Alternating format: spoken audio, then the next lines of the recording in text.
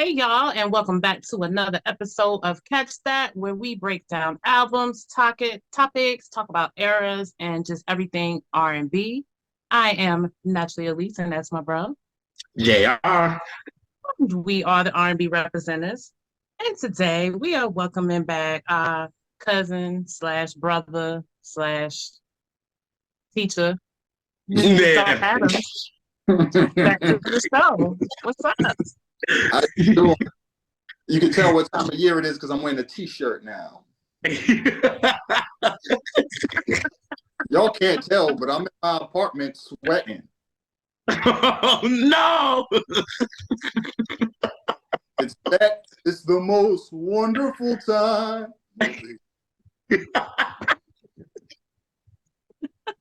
Yeah, before we came on, my brothers lost me because they was talking basketball, and I checked out. I started putting records up. Yeah, he sure was. Catch all of that. Oh, we caught that. We caught that. Yeah. Y'all missed saying things about the Knicks, so y'all missed out on something special. I caught that too. But go ahead with the story. Go ahead with the show, Elise. Go ahead. Three Angels got their wings. Let's just say that. Ooh. What we're doing today is we decided to discuss a modern R&B album because I talk about the 80s and the 90s and y'all like, you 48. But I decided today to talk about a modern R&B album, one of my favorites from one of my favorite groups, The Internet. So the project I picked today is Ego Death. Now, why did I pick Ego Death? Well, I was one of the first people in the blogosphere to cover Odd Future because I was introduced to him by like some friends or whatever. And I'm like, they were putting out stuff through Tumblr, downloadable stuff. And then like I saw the video for Earl and I'm like, yo, these kids are crazy. But on the periphery, I didn't understand what Tyler, the Creator, was going to, nobody knew what Tyler, the Creator, was going to become. But also he was working with this girl at the time who was in his crew who was like working on sound engineering and kind of did producing on the side, named Sid the Kid. And then like throughout like them getting signed and being on TV and what have you, making their first projects, she kind of mentioned that she was in a group with this dude, Matt Martians, from a group called Jet Asia Tomorrow. And they were in a group that like was called The Internet. Is an in-house joke. Like every time somebody asks them where they come from, how they get their style or whatever, I think Left Brain was like, just say you from the internet. So they was like, oh, I like that. So they named the group The Internet. And also it was like the Timmy Turner shout out. Where'd you find this, Timmy? The internet. So I was like, what the hell do they sound like? And when you start listening to more and more stuff that the crew was putting out, you could tell that these kids all worshipped at the ground of the Neptunes, especially NERD. And the problem is that when you idolize somebody, you tend to emulate them to the point where you just a sound-alike, you're a clone. We're not talking about Giorgio and Prince, although we are talking about Giorgio and Prince. You could hear somebody's influences, and sometimes they just sound like a carbon copy of them. However, when you listen to people like D'Angelo, who was heavily influenced by Marvin Gaye, he don't sound like Marvin. No. He channels his feeling and his soul or what have you, but he does his own thing. So these guys were young coming in, so they hadn't fleshed out their sound. They put out this joint called Purple Naked Ladies. The first song was Love Song. I was like, oh, wow. And Sid, you could tell she wasn't really used to being out there in the front singing. Purple Naked Ladies comes out 2011, late 2011 into 2012. It's kind of, you could tell that they haven't figured it out yet. But then they come out with Feel Good in 2013, and the big lead single for it was Don't Ya, which Chad Hugo actually helped on. And you hear the sound, and you're like, oh shit, they're on to something. But this album, Ego Death, is when they reached a level of mastery. And why this album appeals to me so much is because what they did was they took the aesthetic of NERD and Neptunes, but then they blended it with their group, and they had this jazz, soul funk R&B, hybridized sound mixed with the NERD influence, and they took it their own direction. And also what they did with this album too, if you could tell with Ego Death, they decided we're going to tell a story with this album, but we're going to employ two tactics. One thing that Tyler, the creator, fell in love with on making the Wolf album in 2013 is he fell in love with making suites. Two, 3-song suites. It could be one song broken into 2 or 3 parts. And basically it was kind of partly influenced on Sid's side by listening to Janelle Monáe. Janelle Monáe did every project as a suite. Going back to the audition. And salute to everybody who listened to the audition when it first leaked. Maurice Garland out in Atlanta was the first person to drop that. That was one of the joints that like really influenced me to like, yo, we really got to dig deeper into like how R&B sounds nowadays.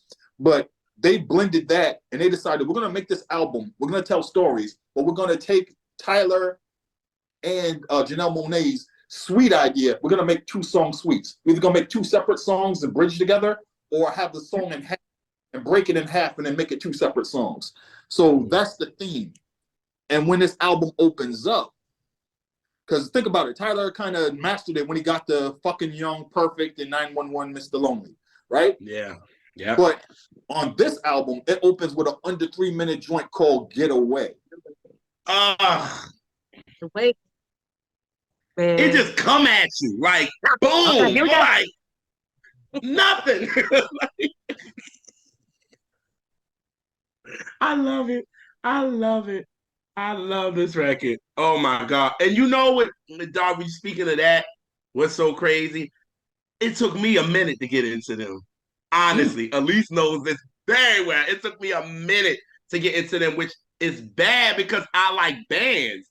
So it's crazy that I didn't get into them when I should have. And Sin, our brother Sin, was trying to get me into them. He was like, yo, the internet is dope. Get into them. They're a band. I was like, yeah, all right, fine, cool. And then Elise was like, yo, she started talking about on one of our lives. And I was like, yo, Sin was saying that they dope. And you was like, wait a minute, you ain't listening to them? Nah, not yet. And you was like, nah, you gonna like them. I know you gonna like them. And I kept sneaking it in because I know it's an internet song on at least half of our radio shows. Yes, and it was 2 songs from them that I had already knew. I already knew Girl from K Tronada because of him. Mm-hmm. And then I knew Under Control, which I say why once we get to it. But when that, I was like, you know what? Let me listen to this damn album. And I'm like, how the hell Get Away just comes in at you like, boom. And I was like, come on with these drums and this bass. Like, sure, that damn Steve Lacy. And then when they, what I love about this song and every song on the album is I love the juxtaposition of this sweet angel voice with these irreverent, sometimes fuckboy lyrics. Yes. It's true. Now, true. Because it took Sid a minute to find that vocal and that tone and master it. Like, it took the 3rd album before you're like, is this Sid singing? Yeah. And the wild thing is, I had to put people on to them too. So like I know what people in my age range or what their like tastes are. So like from Feel Good, I had to play them. Don't You Even Know? You Don't Even Know? Partners in Crime Part 2, Running. You know. Partners in Crime 2. Oh my God. Oh, a song. So that's what I had to do to get people onto this album. Yeah. But with Get Away as well, because when I was talking about the 2-song suite, right? The Get Away song is under 3 minutes and it sets you up for the second part because there's a beat change at the end leading into the duet, right? Yeah. And Gabby with Janelle Monáe, which is harkening back to the influence in the first place. It's like these 2 songs were made specifically to fit with each other. That's why they both produced by Steve Lacy and Matt Martians, you know? Mm-hmm. Like that continuity is super important to this album. This album is sequenced perfectly. Yeah. Like, everything was done purposely on this project. That's why I appreciate it because it took the 3rd album for them to really figure everything out. Yeah. Mm-hmm. Yeah. Oh yeah. And another thing, going back to Sid's voice on Getaway, the part her voice on the part where she's like, money just don't grow on trees, and her voice, I heard that's like, oh. Sid, it took a while to get really comfortable because if you're coming out and you're making music like this, and the sad part is that we had a bunch of folks that couldn't come out and be themselves and make the music about their lives the way they wish they could, and that died part. not being able to do it. And Sid's like, fuck that. I'm gonna be me all the way through this. And so you don't even, and the thing is that I never shied away from that because I have a friend, I had a friend named Joy. She's an artist. And she always was out when she made her music. And she was just like, she would DM me, text back and forth to friends. Like, when somebody was out and making music, it's like, do you think it's going to finally happen? The corner's going to turn and we can finally come out and make music, as ourselves, as our authentic selves. And I'm like, I think the corner's going to turn. I think the corner's going to turn. And she was saying this, like, we were having this conversation back in 2010, 2011. And to hear her, what Sid was doing going forward, and then Kehlani and all these other people come out and just be themselves, you had to, like Queen Pen and Michelle and Dege Ocello had to sneak one in, Hello! Oh! Sneak it in. Now she don't have to do that. She can make songs, she can make her fuck girl anthems all out in the open and people sing along with it. Yes. I love it. Wow. Wow. Yes. Right? Yeah. Before we started, I said, JR, I said, it's a fuckboy album, right? Yeah. Yeah. Oh yeah. We gonna discuss it. She talking her big shit on this and don't give a damn what the fuck you think, like, at all.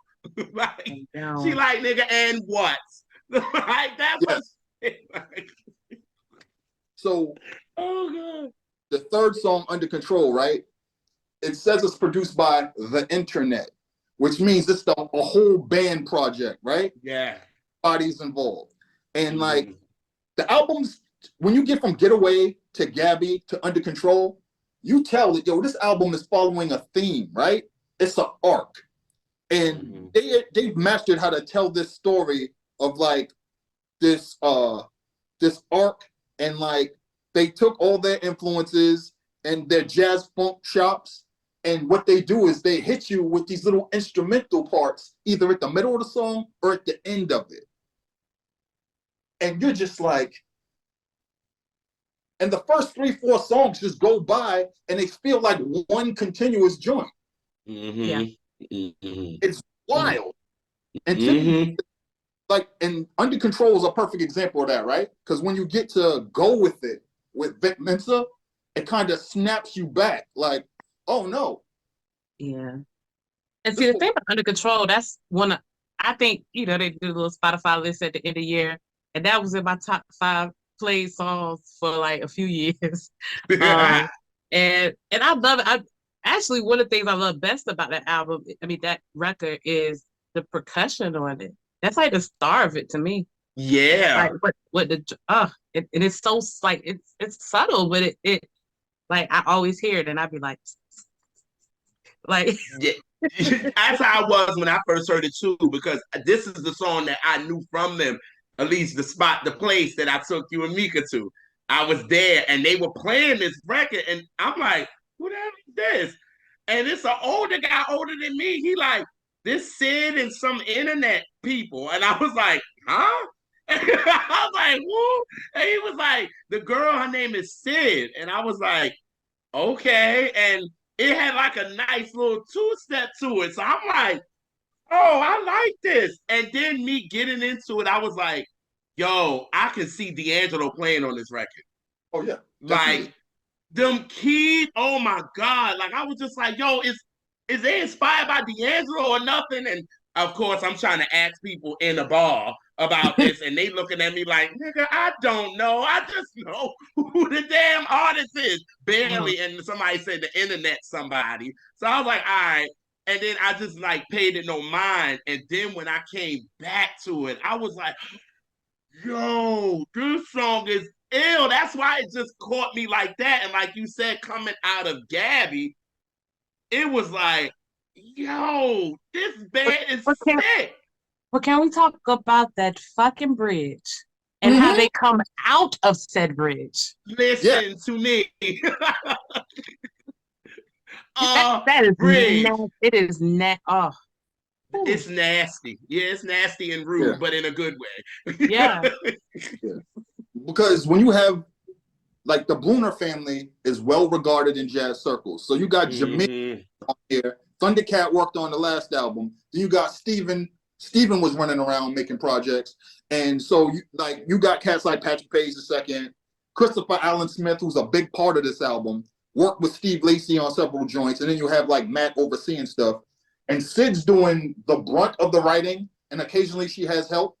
But this collective is so tight that I would have to tell you who worked on certain songs.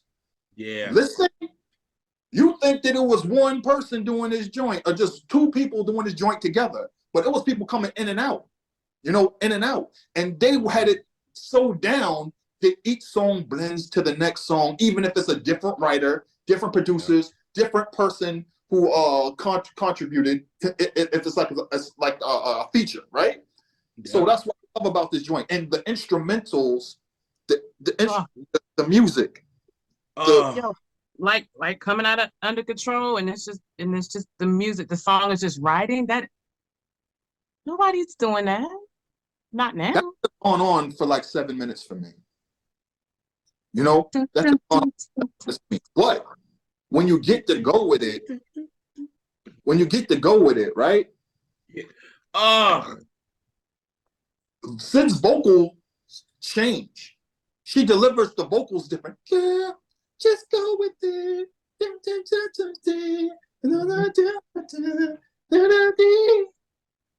Okay. Like, yo, what? I'm silly. You know what my favorite part of that song is? What? Shake, shake, shake, shake, shake, Yeah. shake. I'm going to this. Yeah. Yo, when I heard "Go For It," I was like, "Yo, this sounds like a song that could have been on Groove Theory debut." Mm-hmm. Yes. I was like, "This show, a male could have did something like this, like for real." Like I was like, "Yo, I can hear it after their version of "Hello, It's Me," and then it give you a flavor of "Angel." You're not the one, and didn't you know, all put together to me. I was like, yo, that's the first thing I thought. I was like, a male could body a joint like this. I was like, oh my God, like their influences is so, they grabbing everywhere, like with this. I was like, oh. And the other thing, we going back to that arc, that storytelling, right? We went from Getaway to Under Control, right?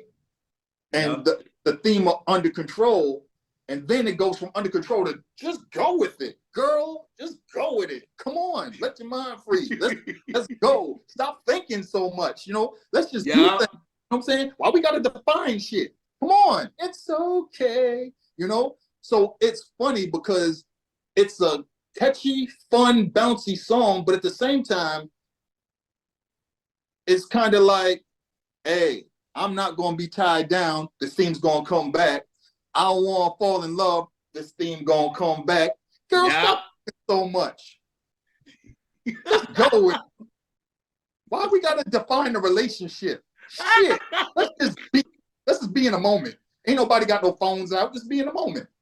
Right. And Duran on the background of this. Mm-hmm. And he would be on this. A song like this? What?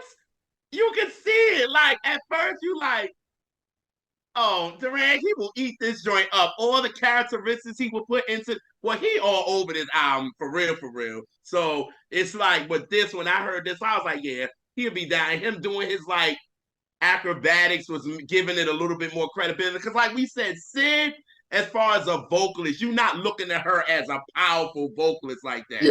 But she's using her voice very well on the songs and the production that's given. You know what I mean? Like, you're not looking for her to do all these crazy runs and shit and all this. She's just mellow with hers.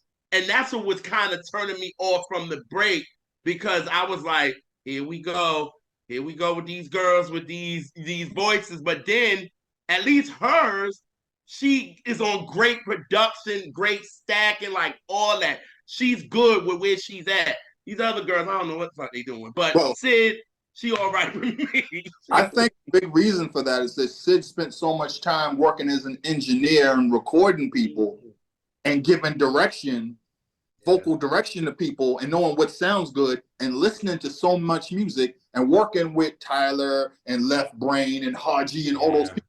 When they bring in Coco, when they bring in like Steve, when they bring in Kali Uchis and all these other people, he figured it out. Like, this is what works for me over 2-3 albums. This is what works for me. This is my range. And she worked on her delivery, her sound, you know. Yes. Dudes clearly, because, you know, they're kind of a jazz outfit at their core, jazz funk outfit at their core. So she jammed with these dudes, so she figured some stuff out. And then when you're on the production side and the writing side, you got a lot of time in the studio to figure out, you know, what works for you, especially that, you know, part. Yeah. So that's the beauty. And then Sid got better. That's the thing. She's got better. Yeah. Not just in vocal delivery, not just in writing, but becoming more comfortable with herself as a person, and that lends it better to the delivery and the overall albums. You know, come on, dog, you better. Let me think. I'm sorry, I gotta pull one. I'm sorry. You better, dog. That was a word, y'all. If y'all ain't feel that in your spirit, something wrong with y'all. That was a word. Well, go ahead. I'm sorry. No, bro. No, this is why I fell in love with R&B as a kid, because the thing is that people think of this genre as one-off albums. It's cool. It's growth. It's seeing people reached or not reached. It's seeing people who couldn't get there by themselves get there with help from writers, producers, arrangers, what have you, and then maybe breaking off from them later on in their career because they figured it out because they spend enough time at the feet. You know, when you're a kid and you grow up with Prince and you hear all the offshoot groups that he had, and then they go off and they make bangers on their own, it's like, bro, we were around you long enough, right?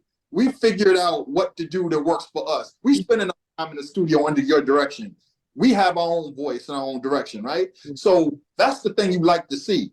And with Sid and all these other cats, they were always players for somebody else in someone else's ensemble and someone else's collective, wink, wink, nudge, nudge, before they were like, yo, let's just do our own thing.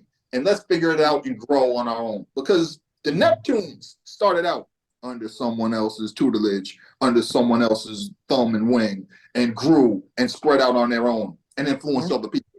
So it's a continuation of this thing, right? Right. Yeah. Because who was not talking about that day, JR? And I was like, you think they sat around them people and ain't pick up nothing? That's why I was like, I remember you said that. That's why I was like, when did she say this? I think it had to. Yeah, I said about multiple people, but I said it about Michael because Michael Jackson was like, you think you around Stevie and Mom and them, and he listen, get some of that by osmosis, like a couple. That boy studied. He was a sponge. Oh, listen, my favorite picture is when he looking at Stevie at the switchboard. That is my favorite joint because it's like he's looking like what he doing. He leaned I need to watch him. Oh, all right, you pushing that button. I don't know what the hell that button mean, but all right, I see you. And Stevie probably was like, you little nigga. Like, you know what I'm saying? Like, you little nigga. All right, I got you. See, Stevie understood, though. He was a child star, too, so there was a connection there. So that part. It's a continuation. And to me, that's what music is. That's what art is. That's what learning about this music and this art is. That's why I'm glad y'all around that like help spread the word and teach, and having young cats like Kamani on who fell in love with the music too, man. Like that makes there's a feeling like recently, y'all don't know. I've gone to different schools, music schools, and I've done like Zoom things with people who brought me in to help critique their students and stuff like that. Yeah. And it brings joy to my heart to know that the same way I fell in love with music when I was a kid and wanted to pursue it, but couldn't do it, but found my own way, is seeing that these kids with all this talent in the world don't even realize how great they are and their potential is. Like, they make great music aiming for something else. They're just trying to do something, just make noise, and they end up making like fantastic music. And they don't realize it until people who judge great music all day tell them, like, wow, you're on the right. And that is something people need to hear, man. And people need their flowers, and people need to understand that what you're doing, how you're toiling, and you're trying to reach this level of expression and this aesthetic, you're on the right track. Mm-hmm. Mm-hmm. So, perfect example is this album, right? Like, we're coming into this next joint, this another 2-song suite, Just Saying and I Tried, which continues the fuck girl theme of this record. Just Saying, and then we're gonna gaslight your ass in the second half, I Tried. Right. That's what I was like, for real. Like, you just went off in the beginning. It was like, you done fucked up. Mm-hmm. And then now after this, then you're gonna say, but I tried. And maybe, you know what I'm saying, our emotions and all this kind of stuff. I'm like, wait a minute, you just went in. That's my shit. Like, Just Saying is my shit. Cause that's some type of shit I say, you done fucked up now. And for her to be like, you done fucked up, like, I love that record, yo. And again, with Duran on it, I can imagine him bringing all the characteristics in a live performance on that. He will eat that up, yo. And I was like, he would be on a song like that yet again. And then they let me know that they listened to a lot of late 90s, early 2000s music for them to come in with the Dwelle melody. Mm-hmm. We could be. That's about, yeah. You waited to the show to tell me that? That's what you you waited on the show to tell me that. And you know how you know how hard I go for Dwelle. Yes. But how Sid like approaches a song, it gives a lot of Dwelle's like structures and melodies, and you know how he approaches it. Because he's another one, he don't have a big old voice, but he uses that voice he has and always in the right way. He ain't trying to get you no big notes. You're not getting that. No, you're not. And then what I like to the song too, that the Just Saying is so aggressive and real and honest, and it's just, but then you get to I Try and the vulnerability of the music. It's so vulnerable. It's so like, you know what I'm saying? Even though she's still on like, oh, you know, I feel bad. I tried. I did this. But you needed something to take you down after all that aggression. Like, come on. Like, you needed this record. Even though I was just like, Sid, I want more. Just saying, please give me more of this. Like, yes, I'm with it. But then I got it musically. It's like, okay, I'm going to bring you down now. Like, come on. Like, it's too much. We done went in so much. And then now I'm bringing you down to I Tried. So I was like, yo, Sid, that pen, whoo, God. At first, I didn't understand why it was happening, because I was like, all right, you're going to give us this hard joint here, and then you're going to go into something completely stripped down, atmospheric, and it's just the vocals isolated with the, you know, with the backgrounds, and it's just, this beat is just going to ride out, but it's going to bring you down. And I'm like, all right, what's going to happen after this, right? 2-song suite. It's some gaslighting ass shit, right? It's, oh, here's where you fucked up at. Hey, look, I tried, whatever. Calm down. You acting, you need to be here. Yes. I'm calm, I ain't you calm, you know? It's a textbook. That shit goes straight into For the World. So MJ. That song is so MJ. Plus A+ sequencing, because it is a perfect bridge from I Tried into For the World, right? It's like, you rush way down, we're gonna bring you halfway up. You know? And the vocals are just so crazy. The improvement, but also she knows the right note to hit, not just A, B, C, F minor, but the right note to hit in terms of what do I need to hear right now? Coming off what I want to do. Plus, what's coming up next? And James Fauntleroy has always been one of them people. I think all those years working on the Cocaine 80s side and then with Snow Allegra, you know, they figured out formulas. And it's funny because a lot of people, very few people were really up on that whole wave early, unless you were on Twitter or on the internet or like, you know, or like a music head like us. Everybody up on them like that and that style and that kind of. And I'm not surprised that James Fauntleroy ended up on this project, especially this particular song, right? Because the beauty of this joint is that it's a bridge between the other things, is continuing the storyline, you know, the album Ego Death, you know, the fuck girl theme. But what happens is a lot of people didn't catch it until late. The two singles from this album, yes, they were singles, were Special Affair and Girl, released after each other. Yeah. These motherfuckers. Oh, and then there was a tweet somebody said that, how come people don't release songs as 2-packs anymore? And I, being an asshole, put up a piece of vinyl, side A, side AA, and I was like, yeah, I imagine that. Earning people put out 2 songs. Why do artists do that? That's what they've been doing since the beginning. Side A, side B, side A, side AA. You know? So that's always been the model. Always been the model. Always. I see which one hit. Right. Right. The what? The B-side wins again. Yeah. That part. But for the world, that joint is so MJ to me. So MJ. Like I was like, yo, I can't help it. Butterfly and Lady in My Life for that.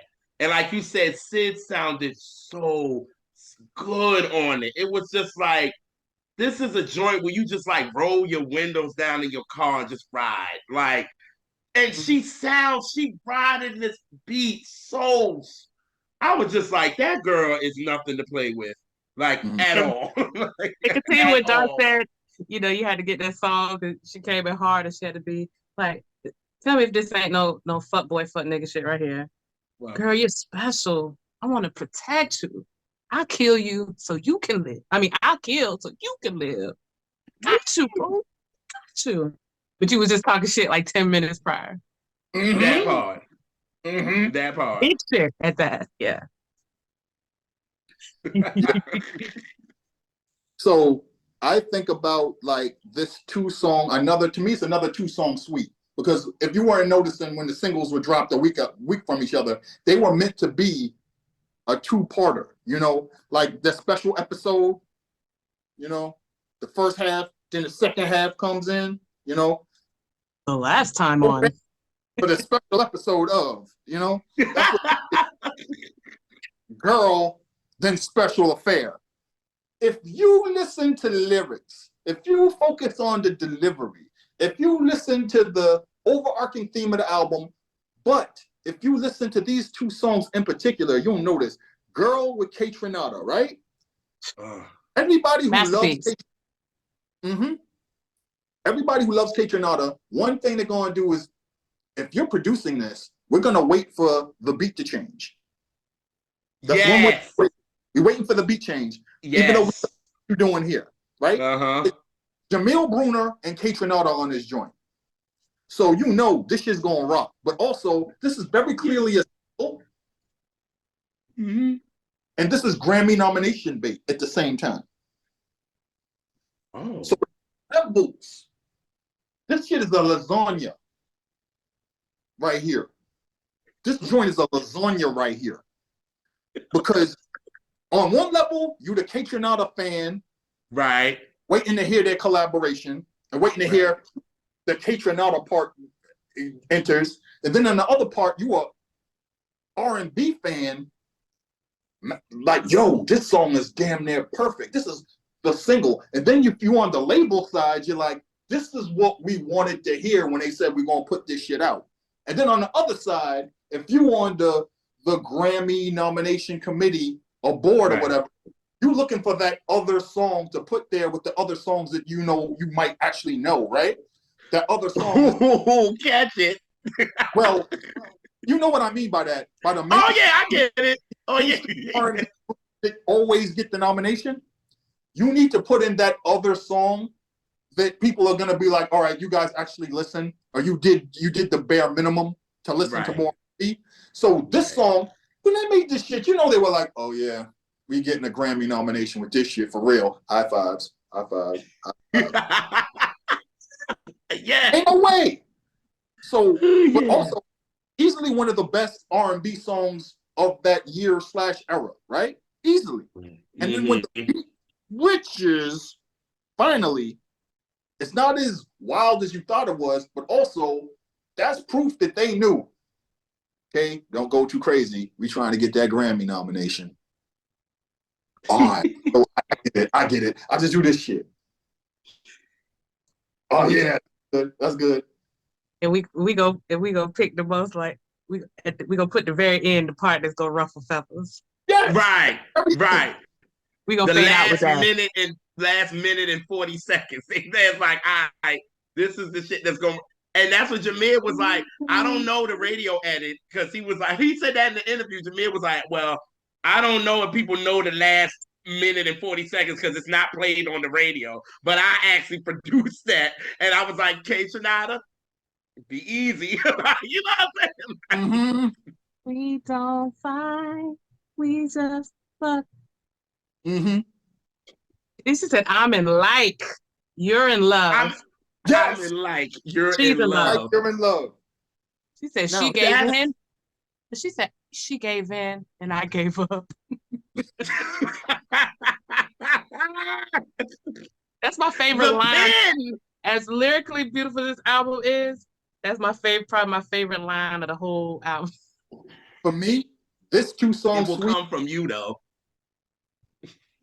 This 2-song suite bridges right into the next 2-song suite of Something's Missing and Partners in Crime Part 3, which continues the girl theme of the album. I don't know why, but the thing about Special Affair is that it's under 3 minutes. You know, it's another Matt Marsh's and Steve Lacy production. But the thing about Special Affair was it spawned this thing of dance remixes. Everybody made a dance remix of Special Affair. In any dance circle, there is a Special Affair, either house, future funk, my Esther, I think Esther, my boy Esther did one of these that was really big. They like really caught on inside the dance community. But this song really took off and had a whole nother life of its own. You know, damn, I didn't know that. So it's a lot of dance remixes for this. If you put in Special Affair remix, boy. And the thing is, like, I would see like people just like, you know, dancing and shit. And I'm like, that song, that's Sid singing. Oh shit, that's Special Affair. Like, yo, they made Special Affair. And then like my boy Esther, who was a producer, I was like, yo, you made a Special Affair? He's like, yo, that shit took off. And like, it's like they're bouncy as fuck, right? Because the thing about Special Affair that lends to it being a danceable remix of song, it's short. And people want to move it. So what do?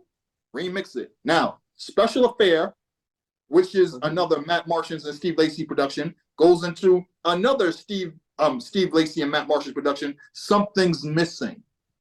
And this is when we get into the fuck girl theme even deeper.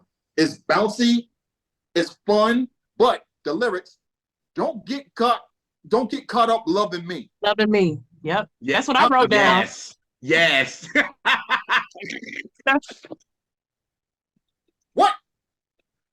That's a well fuck with me, you stuck with me. What? That is I put it was the most like going to like traditional R&B song. Like it's the most R&B song on the record to me. Like even with all the electronic stuff going on, it's still so purely R&B. That's what the word is, pure. That's what I said. I said it's very pure. It's pure. It's pure as hell. So that's happening, right? It's all bouncy, it's fun. It's like, but you pay attention to the lyrics, like, wait a second, what is he saying? Like, shit. Don't get comfortable. We having fun and all, but this ain't love. I'm doing what the fuck I want to do. And there's something missing the song title. Something's missing. Like, I'm not going to commit. I'm not going to get tied down. I'm not going to give my heart to you because there's something missing. And then the second half, when the beat switches, there's a beat change around 3:43, 3:45, right? Mm-hmm. And Steve Lacy's voice comes in and he tells the rest of the goddamn story. You don't want to get down when no one's around. What? She don't want to get down. Hey, when no one's around. And it's then like, he said, oh. Like, oh. He so did. I'm like, yo. Oh shit. Wow. Like, something missing is because you explained it right, because this song is so like, again, you dancing, you partying with it, but then you like, wait a minute. She on some like, fuck you, like on some shit. Like that's what she like, fuck you. I'm doing what I want to do. And that's it. And I think for me, I was like, when the beat comes, it's like a new beginning for real. It's like, I was too young to be in love. Let's move on. I'm moving on to this new life, what I want to do. And that's when that beat came in. And I always said this, and I said this. I said, Steve Lacy, he was touching the hem of James Jameson's garment. I'm sorry. Because the way he was playing the bass on all of this, like, I was like, oh my God. I was like, yo, that bass is sick. Like, this album is bass. The bass guitar, period. Like, I know, you smiling because I know you love this. I know you love this because I have no really horns on this. I can't really go in, y'all, like I wanted to. It's all guitar, so y'all not gonna get that. I'm sorry. This is We're all keeping you under control. Something's missing. Clearly. Something is missing. Clearly. But something was missing, y'all. Horns. Thank y'all. So, Partners in Crime Part 3, right? Because Partners in Crime Part 2 was one of the highlights of Feel Good. And Partners oh my God. 3 is Did you like Part 1, Dart? Did you like Part 1? Yeah. I thought it was a good, like, we're gonna try doing this going forward, right? Okay, like, me this ain't gonna be a one-off. Right. But Part 2 was shit. like, ooh. So, was that Matthew playing on Part 2? Was that him playing the drums? I don't know who was playing the drums on Part, because they have different people playing drums on different tracks. Like they bring in songs. Okay, gotcha. Yeah, because it's not always the same person. Because sometimes they have another person drumming. Gotcha. But in Partners in Crime Part 3, that's when they just like, all right, we just gonna show out, right? You know, it's time to show out because we're winding down to the end of the album, right? Because I feel like after Partners in Crime Part 3, we got Penthouse Cloud, which is another Steve Lacy joint, but with the highlights. And I feel like it's when you eat sushi and there's the ginger, is the palate cleanser piece. Like for me, it's the palate cleanser for the album closing 2-song suite, right? And that's why the last 120 of that joint is a new beat, because it's like we're clearing the floor, we're clearing the space, we're clearing your mind, so you'll be receptive to how this album closes, right? Because the last album closes with Higher Times, right? So it's like, how are we gonna finish this shit off? So earlier I established it. The influence was when Tyler, after Wolf in 2013, decided I'm gonna make 2 3-part songs and do them like suites, right? And we're gonna finish the album with one of those. But what we're gonna do is we're gonna bring in the person who influenced that and have them do the first joint. Then the second part is gonna be our new direction and our new wave with Steve Lacy being the producer. Yeah. And when it splits, Tyler's gonna pass the baton. Right, and the way they did it with that was dope. Because you see, Tyler was like, "Sid just sent me something new. I ain't gonna supposed to play it, but I'm gonna play it anyway. But I'm gonna play it low." And he played "Curse," and it was like, "Whoa, whoa!" And you know what? That song, when I first listened to the album before, I thought I was gonna not like the song before I heard it. Yeah. I don't know, it was just be a whole bunch of people like actually said featured. Like I'd be like, oh Lord, this finna be some, and I was like, it's at the end to it. Yeah, here we go. But like, I love that shit. Oh, I love Palace. That's a Red Cup anthem right there, for real, for real. Like, that's a party. Like, that's party down. You know what I mean? I was just like, why Palace works for me so much is because somebody was covering Odd Future back in the days when they were little kids, just saying derogatory stuff and just pissing people off and trying to say things that get under people's skin. And it took a lot to get past that, to understand that, these kids really know music.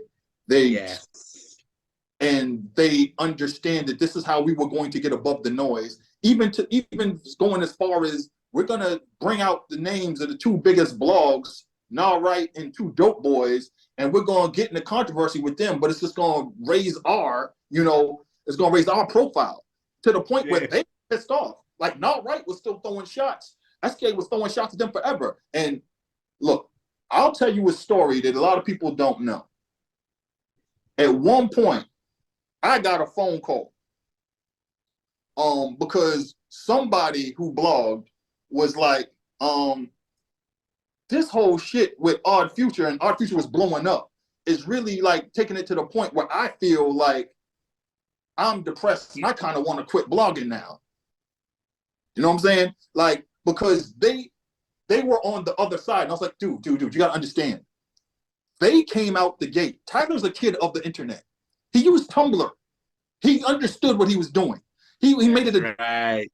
These kids that grow up with the internet and on the internet understand it better than we do. We grew up from another era and then had to adapt to it. I was like, fuck Two Dope Boys and Nah Right was one of the best marketing campaigns ever done. And when we talk about the blog era later, I wonder if somebody's doing a podcast about it. If we talk about the blog era later, if they don't mention what they did to get their name out there and then introduce people to the other facets of Odd Future, then somebody fucked up, right? That part. But why I'm talking about this now is that the basic element was Tyler producing, arranging, making beats, Sid doing the audio, recording, and everything. That's what Palace is. It harkens back to those old days where we used to do that old shit. This is what we do now. You know? Okay. Sid singing, they're doing all this other stuff. We're in a different space now. We're grown. We done went through life. We done changed. I used to say stuff about Sid on records. I'll never do that shit again because I understand it, like how it affected her, you know? Like he said on what was it? Sid's getting intimate with men. Sid, shut the fuck up. They had a conversation after that. He was like, yeah, all right, that's why I didn't fuck with Tyler at first, because of all of that. But again, watching his Hulu thing, because have you seen it? His thing on Hulu?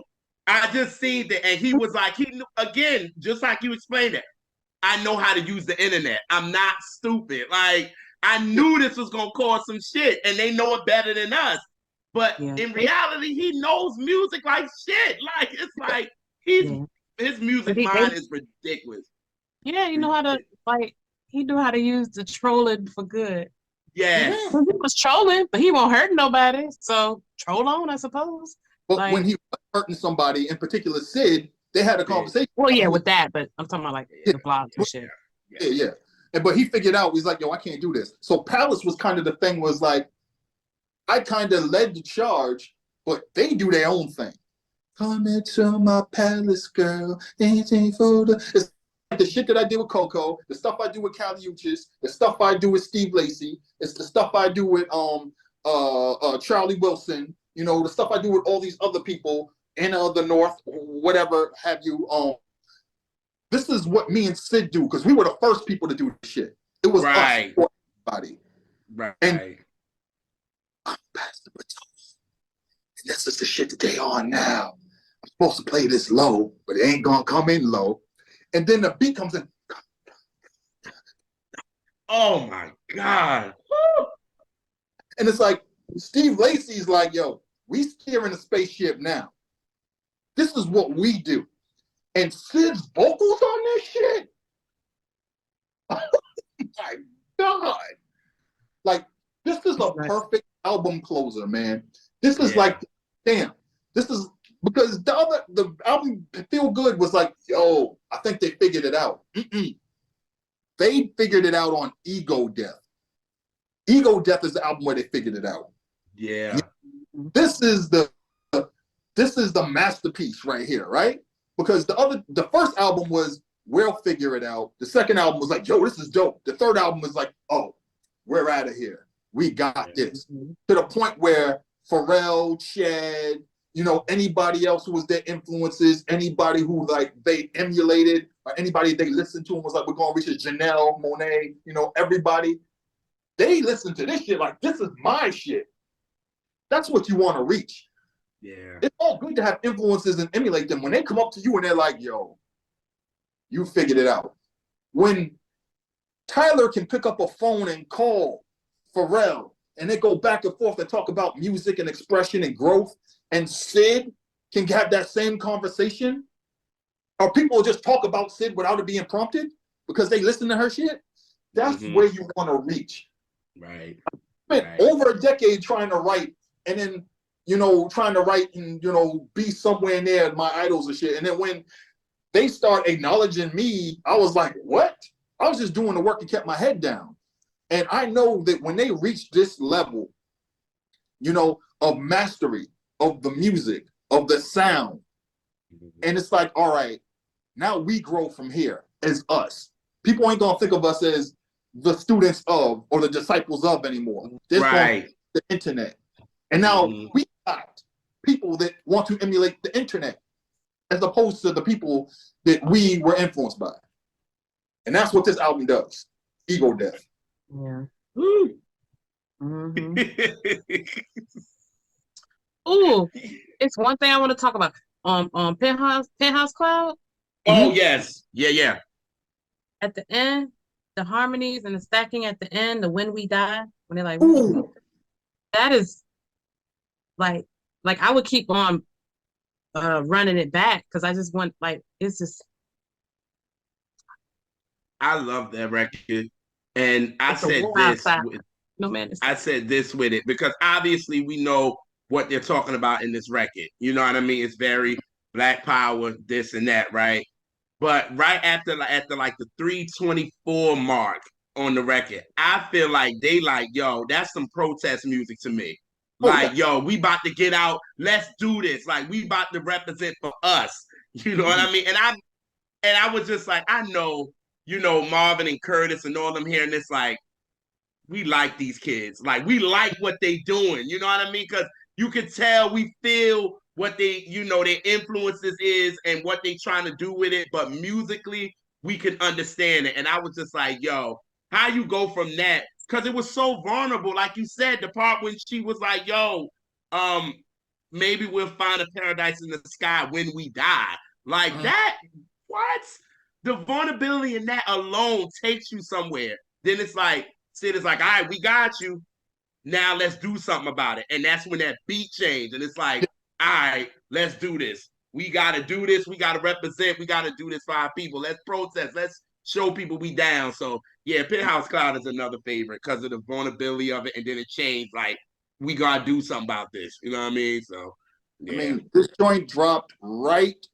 Really, I feel like this album kind of kicked off summer 2015 in a lot of senses to me. Like, summer 2015 is Ego Death in my head, right? And it's funny because when I was contacted to be on this show and possibly figure out what I would want to use, I had all these things in my mind. I was like, dude, I want to do a modern R&B album. I'm thinking these people. What am I playing when I'm saying that shit? This. These people. like. So I took a picture of his computer, and it was this album. Yeah. I said, you just made your choice. Thank you. At least because Elise hit me right after, was like, you're gonna be surprised on what Dart picked. And I was like, nah, I'm thinking again, he's gonna pick some 90s and 80s joint, you know what I'm saying? Because that's Dart's bag for real. And I'm thinking, all right, cool. And I said, yo, he picked Ego Death? And she was like, and once she told me I would happen, I was like, oh, okay. Because Elise was like, oh, there it is. This is what we're gonna do. You're good. You answered it. We good. I was like, damn, y'all was listening to Ego Death. Oh, yeah. Wow. I was like, damn. It's funny because at the time we were having a conversation, it had just gone from just saying to I tried. Yeah. So, and then I was like, so you done fucked up, Elise. That's right. I was like, I'm listening to this. So it's like, well, you just picked it. I was like, I'm a dumbass. I'm a dumbass. And the funny thing is that I was like, usually if I'm going back to an album from the 80s and 90s, I gotta like get really thin notes and all this other stuff and all this. I was like, this album came out so recently that I was playing it on like my phone, and I think I still had an iPod Touch. So this was one of those iPod Touch albums back in the days when you could plug headphones directly into your iPhone. Remember them days? So now I got these Bose joints, these QC 45s. Shout out to Bose. And I could plug it directly into my iPhone, which I'm talking into right now. Can't do that no more. So, you know, it's funny because I could play music on my phone, but you got to have earbuds, and then you have to have the dongle, and all this other shit. I'm like, bro, I'm not feeling that. I like headphones. I'm old, dog. I like headphones. I like over-the-ear headphones. I don't like having something in my ear that could fall out. I walk fast. Real. And I'm black. You definitely are black. Oh God! So we definitely are. Black. Right. Some people gonna get it. Y'all get it. I love that. Oh yeah. But yeah, I was just telling JR, I was like, I've just been playing it all week just because we had an episode. I was like, but it's never not in my rotation. And 3 of the songs on the album are on shit I play at work. So I really hear those songs over and over, like Under Control, Go With It, and something else. Like those are heavy rotation. So they never have been out of my sphere, if you will. Right. Since because of that, because of you, and I know again this is gonna be the second time Sin gonna see something and be like, nigga, it took Elise to make you really get into this. But you do that with everything, JR. Like if you ain't on do. and I try to put you on, you be fighting me, and I don't know why at this point you even try. But I don't anymore. I don't anymore. You know I don't anymore now. I don't anymore. Because I'll be like, it's so much music. I'm like, all right, cool. And I'm so mad because Sim was like, yo, this is a band. Like, I know you gonna like them. Like, I know you gonna bang with it. That's what I said to you when we You did. I was like, but it's a band. You was like, and you love bands. So you was like, I don't know why you're not on it. And I'm like, all right, I'll listen to it. And finally, when I did, I remember hearing you like, Elise, yo. I was like, oh, that shit is pacemaker. Just roll with it. Just roll with it. Yes. And now I do. Now you see when you be like, listen to it, I give you no flat, I give you nothing. Because I do that when it has stayed in my rotation. You have a whole show where you tell people what to listen to. Then I go and listen. Right. You're right. You're right. You're right. And I watch your show too. I like you. Right. And so it's like with this, I'm like, all right. I mean, and it hasn't stopped out of my rotation since 2020. Since then, I have not. Yeah. So when you was like, Dark coming to talk about this, I was like, oh yeah, this is fresh. I only need a couple bullet points and I'm good. Because I'm like, we good. You know what I mean? Because and they so dope. And that's what I feel like we missing too. when it comes to R&B as well. We're missing bands. We don't have them. You know what I mean? The last of it was what? Mid Condition, Tony for real? Like, after As far that, as we don't have bands. So as far as mainstream. mainstream, right? As far as mainstream. So for them to be getting this attention like this and all that, I'm glad. I'm here for it. And they know music, like Dart said this whole episode. They know music, and you can tell they know it. You know what I mean? When you listen, it's like they had their influences, but they created their own lane. Now they got people following them, and that's some real shit. Really. The dynamite. Yeah. Mm-hmm. Mm-hmm. So I guess that brings me to my favorite part of the show. And that is, and today it's not going to be word song association, word artist association. So I'm going to use Dart's. I'm going to give you back your own information you gave me.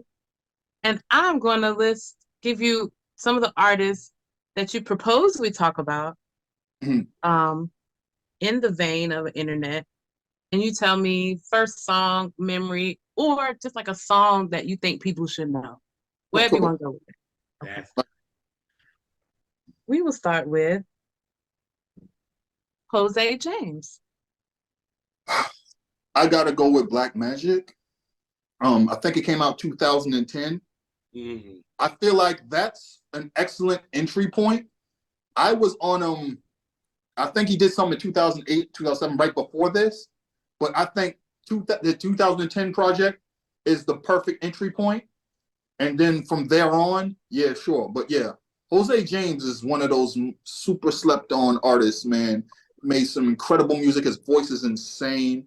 But like, again, like when you fall into the R&B space and you're looking for that same feeling again, even though it doesn't present the same way, this is one of the artists that you like ultimately discover or put onto. So yeah, definitely.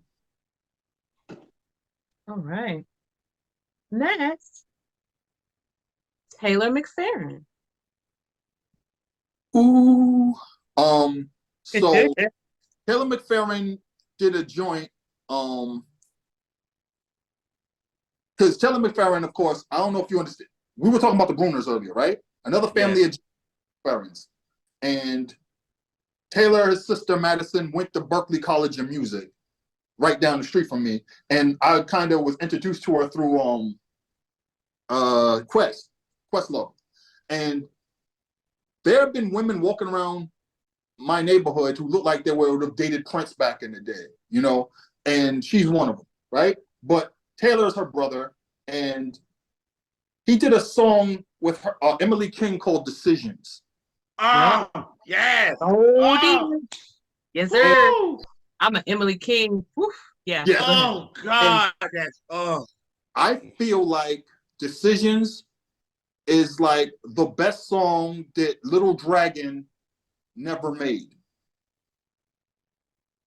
So that song is insane, right? I love Early Rise. I love Last Chance. But this song is probably the most played Tyler McFerrin song I have. I have. Like, I had all his stuff going back to the early days. And his brother is also, everybody knows their brother is being on Broadway, right? That entire family, salute to McFerrins, man. Incredible. I like what he did with Zoe. Yeah. Yeah. All right. Well, you brought it up. The next one, Little Dragon. Take as much time as you need. Don't worry, I'll be right here. That's hilarious. To me, headphones. I feel like Rubber Band is the album, right? Rubber Band, yes. I feel like that's the album, but it's hard to pin down one song because I think it's like the progression. But I gotta go with, like, you gotta listen to the Rubber Band album because again, I go back to the first Little Dragon joint, but I don't love every Little Dragon album. You know, I've heard that before. A lot of people don't dig. Do you like the Ritual Union album? I was just about to ask. I'm hearing That is for me. It's like half and half for me. Yeah, exactly. The songs that are great are out of this world. The songs that aren't are Yes. Well, Damn, so y'all don't like the whole thing. Yeah. So that's the thing with Little Dragon. Little Dragon has albums I fuck with absolutely. Albums I'm like, yeah. You know, go into that space. And then I like when they do features a lot of times because people pull them back in. Yeah. They take Yukimi and they're like, all right, come over here. Because I know y'all doing some other shit. Y'all doing some extra experimental shit that we might not fuck with. But come here. But the Rubber Band album is the one, like, there's so many. That's the one. So many joints on that album. I can't pick one. That's fair. No, people should listen to that whole fucking album. Because as a whole unit, it's no, they just need it. No, not one song. Just listen to the whole thing. One ain't enough. All right. We're gonna go to Hiatus Coyote. Oh, really? I want to be a part of this. Yo, okay. So saying Hiatus Coyote or Tame Impala is me in the chest the same way, right? So I'm going to actually do this. I'm going to scroll to Hiatus Coyote on my iTunes, and I'm going to tell you what I would pick. I'm looking directly at my other laptop, which is right in front of me. All of them. I got 3. For anybody who thinks it's bullshit, I have 3. Hiatus Coyote. So, you know what? Choose your weapon. Yes, sir. Good one. Yes. Selling Motherfunk going into Laputa or from Choose Your Weapon. That's my answer. And you're gonna listen to the fucking album after that. Yeah, you are. Yeah, you are. Absolutely. Absolutely. And I remember I went to go see Hiatus Coyote before I knew who they were. Okay. Because I won tickets off of Soul Bounce. What up, Soul Bounce? Hey, butter. But I won tickets off of that. They were performing in Raleigh, and I went to, and I brought somebody else who didn't really know them, and we left fans. Ooh. And then there was Napalm did the solo joint. Ooh. Wow. But yeah, Choose Your Weapon would be the thing that I actually introduced. And that's good, Dark, because shit, that's the first damn song on the album. So you're gonna listen to the whole thing afterwards. Like, yes. You cannot listen to that and not listen to the rest. At all. What? Oh, no guarantees. Yeah. Fingerprints? Let me stop. Oh my. One thing. Just stop. I just shiver. Shake. But then, so last but not least is friend and former guest on the show, Terrence Martin. Let me tell you something. The very first thing I was given of Terrence Martin's, because his stuff used to be on the blogs, right? So we're talking about, right? You know, they're talking about 2 dope boys from Cali on them. Like, so he had this joint called Project Jazz. I think it was him and Focus Jazz. Him and Focus 3 Dots, one of the producers of Dre's. And I was like, yo. And then he had these 2 mixtapes. Lock High. I think Lock High did 2 Lock High joints. So that was my intro. But if we're talking about what joint should you like start with, I'm giving you 3 Chord Fold from 2013 or 14. No, I think 3 Chord Pulse was 2014. I think 3 Chord Fold was 2013. So I would start with that. Yeah, 3 Chord. Yeah, it was 2013. You're right. Yeah. It was. I would definitely start with that one because from there you're gonna want to hear more, and then it's gonna lead to the Velvet Portraits and then the other stuff. He did a side project. He did a side project under another name, and that one was insane too. But yeah, I would start with 3 Chord Fold definitely. Yeah. And JR know it, and I told Terrence one of my favorite things that Terrence ever did was with Rose Gold and Kamasi Washington would Think of You. That's a perfect song. It's yeah, it's a perfect song. Oh, Oh absolutely. God, Terrence is just dope. And for And us to be able to tell him that. how much I loved it. And I sang it. That was bad. But I sang it. I used to get into Terrence Martin. I'd play stuff like, I would just drop in stuff like Never Enough, Tiffany Gouch, and I'll just be like, I'll just drop in different joints here and there. But yeah, man. Y'all know where my favorite in the sentimental mood. I love that record. Oh God, with him and Kenneth Crouch. What? Yeah, look, and for me to be able to tell him that was like just dope. Like, so yes, Terrence, we ain't getting into no gangster shit. You don't want no problems with Elise anymore, do you? That was a great episode, by the way. Oh my God. It was so much fun. Yeah. Oh, man. Oh, I'm so glad you came back to kick it with his Dark. Right. I wasn't going to. This is dope. I felt great because when I asked him, he responded in all caps, like for sure, like also. Yeah. I was looking at my watch. I was looking at my rollie by the time. I was like, Dark need to come. Right, yeah. So I hit him up, and here we are. I'll be watching when y'all air the episodes, right? Like if I'm not like super busy writing or something, but even then, if I'm doing something, I'm gonna try to like catch the episode as it premieres, and that's one of the things I look forward to most, man, because I do so much work in this creative space. It post the pandemic with the writer strike about to happen, and everything's in flux, right? And you're constantly chasing something, and it's hurry up and wait, right? Someone wants me on project now. It's a priority now, and I ain't gonna hear back from these motherfuckers for 6 months. But you wanted me right now, right? Something finish right now. So there's a lot that could be like would stress you out if I hadn't been around the block and known things happen when they happen, and they happen on their own time.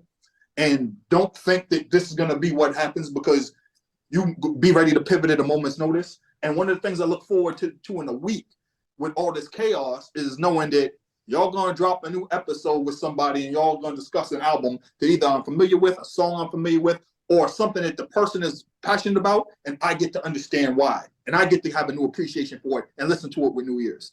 So that's what I love about what y'all. That's how I'm glad he brought up Kamani. That's why I was like, right, Dark. Like, it feels so good having that kid on this show. For him to be so young and be so in it. Oh, God. It's just so dope. I had my mom watch the episode with him when she was here, at least. That's what we was doing today. And she was like, who that little boy? How old is he? I was like, Mom, he's only 22. And she's like, wow. And he got knowledge like this. I was like, yes. I love Kamani. I just be making him blush. I was like, I started the little soul king. I was like, I just love you. And he said, no, Miss Elise, that what fucks me up. Yeah. Like, oh, Miss Elise. I'm like, okay. Miss Elise. You go, Miss Elise. I mean, I would be old enough to be his mama and wouldn't even have been a teenage mother. So. Oh yeah, okay. I said, oh, okay. I've been actually grown. Yes. It's so respectful. I love it. Yeah. Yes. So, Dar, is there anything that you can tell us about that you're working on or coming up, or just whatever the hell you want to say? I don't care. So I'm doing a couple of things that are going to be in Boston Magazine in May, hopefully May and July, a Boston Magazine. And on top of that, my dumbass ended up in this there's a documentary, a docuseries that's airing on PBS. I have to read it, yes. It's called Iconic America, Our Symbols and Stories. And on April 26th at 10 p.m. on PBS, the Fenway Park episode debuts with my ass featured in it. Now, here's what's funny.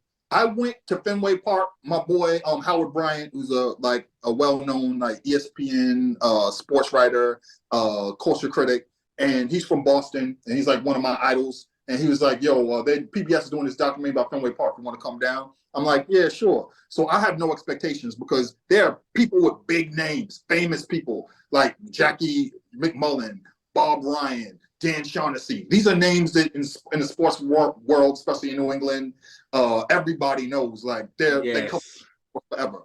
And me, Howard Bryant, another icon in the game, and me, huh? So I get interviewed, and all these other people are in this with big names and all sort of stuff, and then I end up in the shit a lot. Like I'm one of the main people in the documentary, to the episode, to the point where on April 4th, GPH said, "Hey, we're gonna do a panel. We're gonna air some of the clips from it, preview it for the public."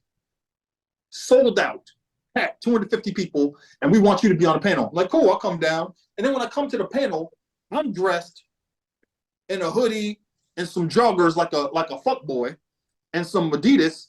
And on the panel is Dan Shaughnessy in a suit. And he runs the whole thing in a suit. And I'm like, oh shit. And I'm like, what am I doing here? But we do the panel? And people are applauding and stuff like that and laughing after stuff I say. And after it's over, people are coming up, making beelines, shaking my hand, saying, "Oh my God, I love what you had to say," and all sort of stuff. And I'm like, that's Jan Shaughnessy. And the president of Boston Red Sox, the owner of the Boston Red Sox, wow, came up to me and spoke to me. And I was just like, what is happening right now? I'm cool, I'm calm, I'm from Lower Roxbury. But in my brain, I'm like, yo, what the fuck is happening right now?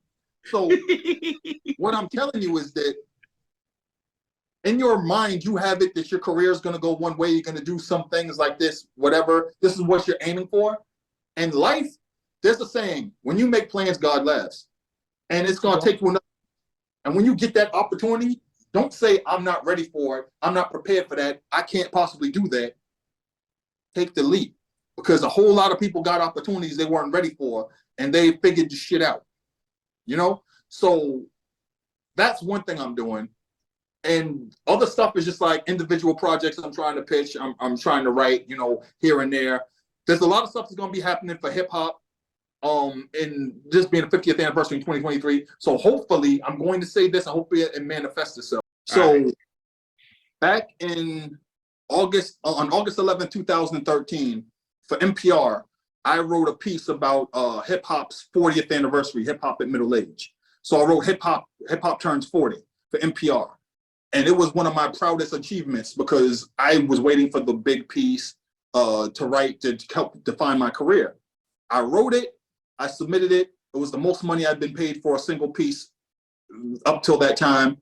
And it hit NPR, and within 3 hours, they shut off the comment section because the comments were not what they were hoping to see. Also, yeah, you should go and read the piece and understand why. I wrote a piece about hip hop culture and how it's often misconstrued for just rap. So people think modern mainstream rap is where hip hop is going now. And I was like, hip hop culture at 40 is not what you think it is. You know, hip hop has entered middle age, you know? Right. And so I was really real with the people. But the thing is that it's the NPR audience, and they necessarily didn't appreciate seeing this on that front page, right? I think it was for the record. So they shut off the comments after 3 hours, then they just deleted them. So if you go to that piece now, the comments are deleted. So one of my big dreams is that the piece, I get to do a re-up piece, Hip Hop Turns 50 for July 11th, August 11th, 2023. So that's one thing I'm gonna manifest. I get to come back 10 years later and do another piece for NPR about hip hop culture turning 50. So that's the big thing I'm looking forward to, basically. It's gonna happen. Mm. Absolutely. Yes. I think so anyway. Me too. What do I know? I just be right all the time. I don't know shit though. Good one. Good one. Yeah. Got that. But we appreciate it. We can't wait to see what surprise you pulled out the next time we talk. It's always a joy when we see what you pick. We be like, yeah. We've never been like, well, it was one we was like, no, we ain't doing it. But oh, yeah. But I snuck it. I put it in the word association. See, I ain't new to this. I'm true to this. So we talked about it for like 30 seconds. And hey, you know. Nah, but we can't wait to see what you pull out your hat next time. Yes. We'll talk about anything. The only thing we don't talk about if we hate something. Because we don't just want to sit and just dog an album for 2 hours. Right. Otherwise, yeah. If it's at least we'll talk about this shit. Yeah. But we appreciate everyone hanging out with us, everyone in the live chat. Come back. We're family. We love more cousins and brothers and sisters and days and those. Just come on back and we will catch y'all on the next Catch That.